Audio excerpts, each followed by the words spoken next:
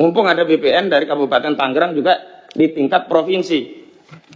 Kami menemukan data, dan ini dari situs Bumi ATR, data yang kami olah.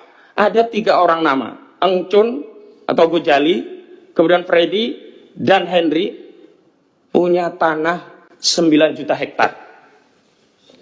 9 juta meter persegi atau 9.000 hektar. 900 hektar, mohon maaf, salah. Ya, 9 juta meter atau 900 hektar. Ini nggak mungkin bisa diloloskan kalau nggak terlibat pejabat bermain di dalamnya. Dan tanah-tanah inilah yang modus merampas tanah rakyat itu ya.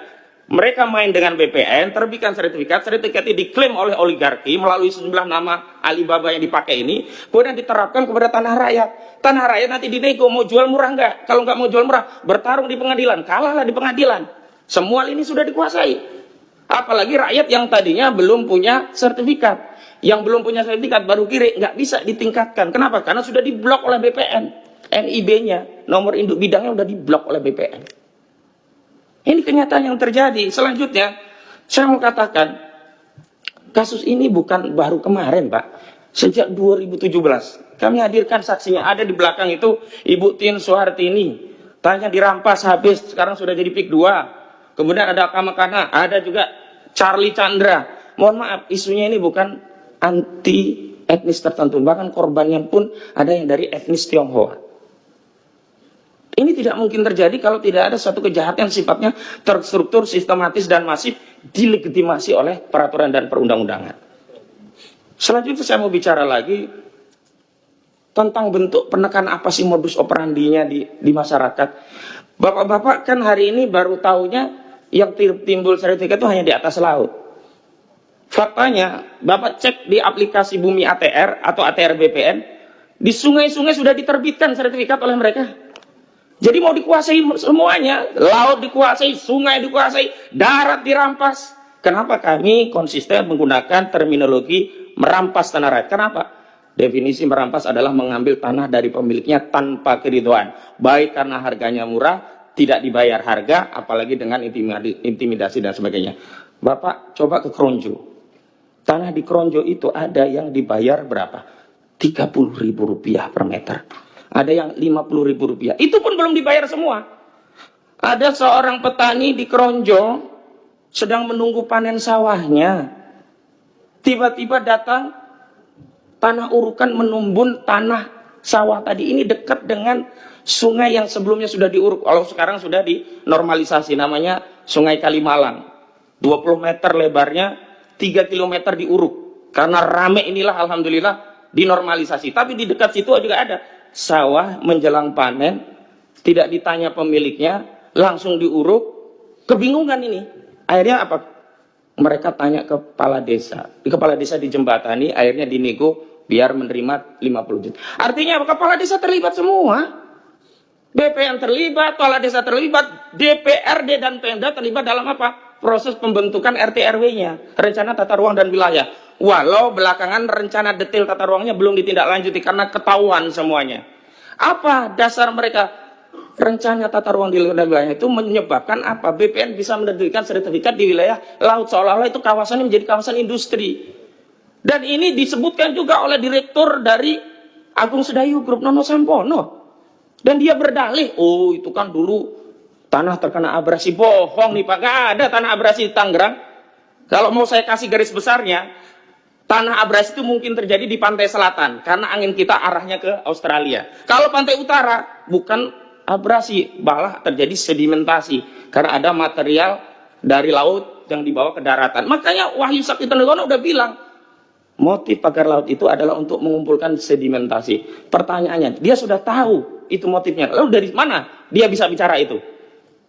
Kalau terjadi sedimentasi untuk apa? Untuk kolam penangkaran buaya? Nggak mungkin. Itu tadi, ini dalam rangka untuk membangun kawasan industri properti. Aguan ini sudah pernah gagal di Jakarta, mau dia coba sekarang di wilayah Banten dan semua wilayah lainnya sudah ada.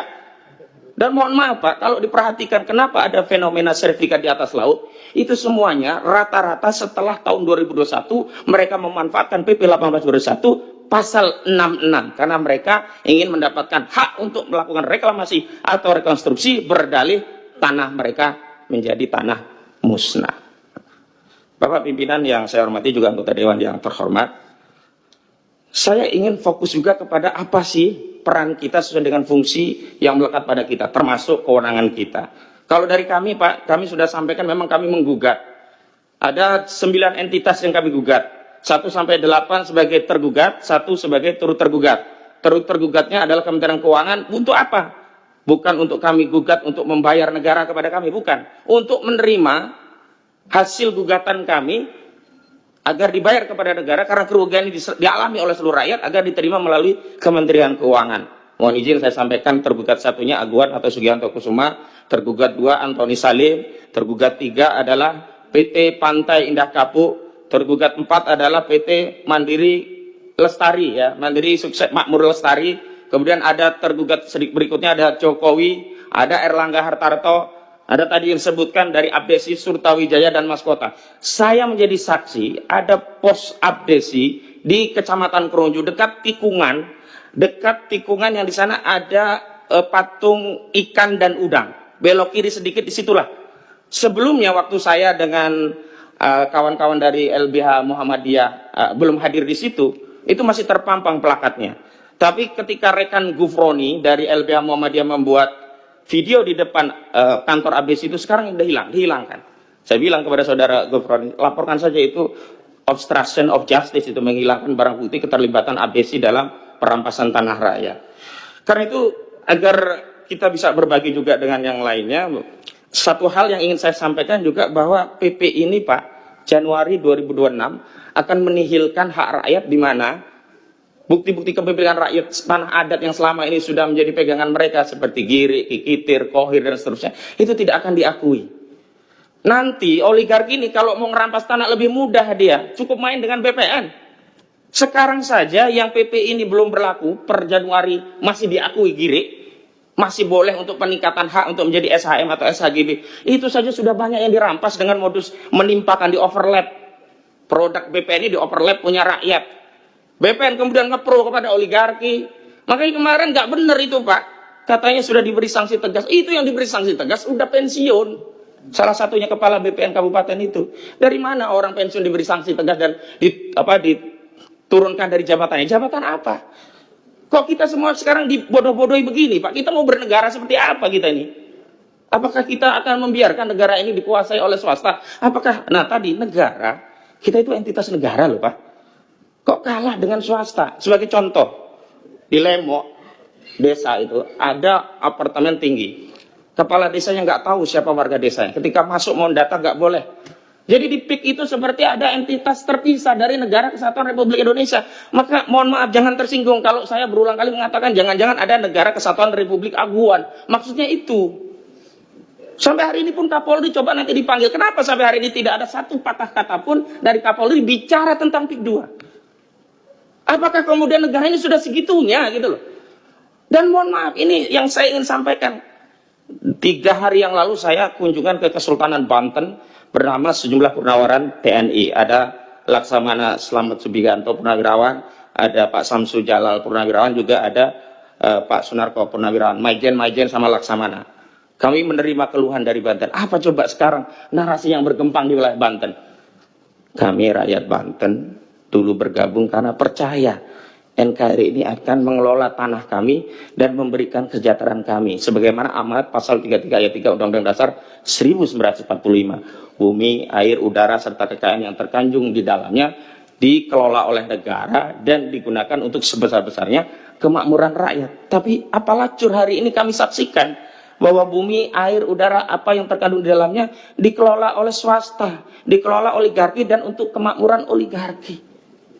Lalu apa alasan kami untuk tetap bersatu dengan NKRI? Ini sekarang narasinya di Banten itu sedang berpikir apakah kita kembali ke Kesultanan Banten, sekedar informasi. Lalu yang penting juga untuk kami sampaikan adalah bahwa kasus ini sebenarnya kalau negara hadir, sejak pagar itu 1 meter saja sebenarnya sudah selesai. Memang ini ada masalah besar. Tapi bukan berarti sebagai bangsa yang besar kita tidak bisa menyelesaikan persoalan ini. Caranya dengan apa? Jujur.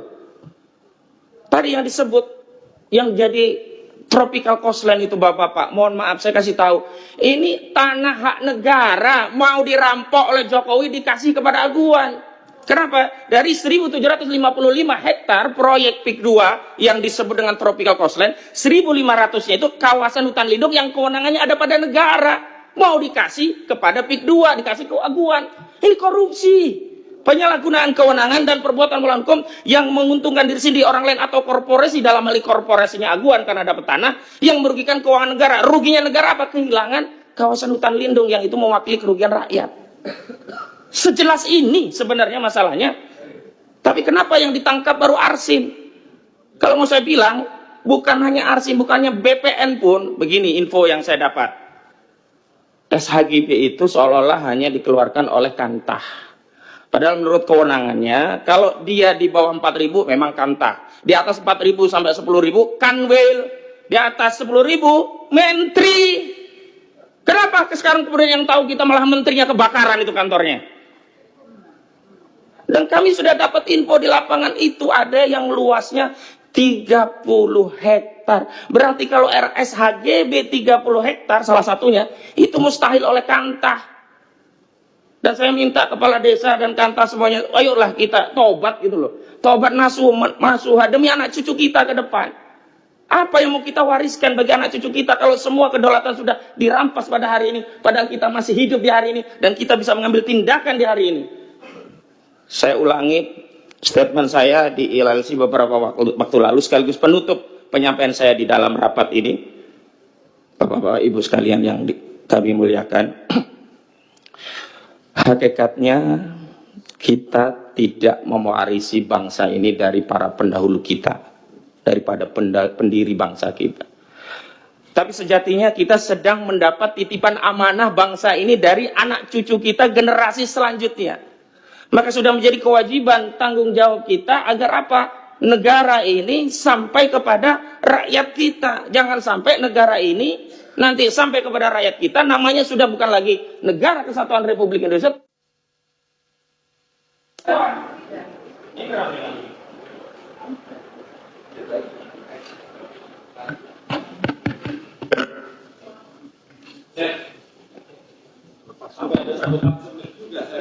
Enggak. Saya klarifikasi itu enggak ada sabotase. Kalau sabotase berarti saya instruksi. Tapi ini kan enggak, mati sendiri. Oke. Saya memberikan waktu seluas-luasnya, Bapak mau bicara apa saja silakan. Tolong dicek dulu, mungkin ada yang kesenggol kabel-kabelnya. Ini biasanya ada yang kesenggol kabel-kabelnya.